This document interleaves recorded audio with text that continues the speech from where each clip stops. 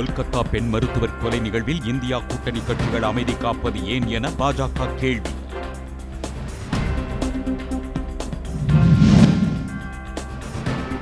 நடுவண் அரசின் கல்வி வேலைவாய்ப்புக்கான இடஒதுக்கீட்டில் கிரீமிலேயர் முறையை ஒழிக்க வேண்டும், மருத்துவர் ராமதாஸ் வலியுறுத்தல். தொடர் விடுமுறையொட்டி ஏராளமானோர் வெளியூர் செல்வதால் சென்னையில் இருந்து 500 சிறப்பு அரசு பேருந்துகள் இயக்கம்.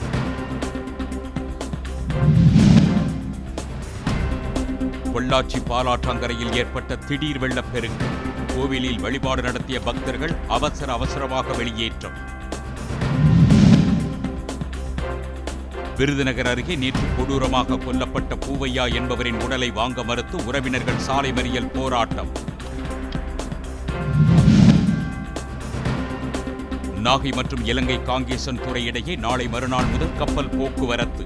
கட்டணமாக 5000 ரூபாய் நிர்ணயம். மதுபான கொள்கை வழக்கில் கெஜ்ரிவாலுக்கு இடைக்கால பிணை வழங்க உச்சநீதிமன்றம் மறுப்பு. நடுவண் புலனாய்வுத்துறைக்கு அறிவிக்கை. வயநாடு நிலச்சரிவில் சிக்கி உயிரிழந்தோர் குடும்பங்களுக்கு தலா 6 லட்சம் ரூபாய் நிதி உதவி. கேரள முதலமைச்சர் பினராயி விஜயன் அறிவிப்பு. பவானிசாகர் அணையிலிருந்து முதல் போக சாகுபடிக்காக நாளை முதல் தண்ணீர் திறந்துவிட தமிழக அரசு ஆணை. இந்திய மட்டைப்பந்து அணியில் பந்துவீச்சு பயிற்சியாளராக தென்னாப்பிரிக்க அணியின் முன்னாள் வீரர் மோர்னி மோர்கல் நியமனம்.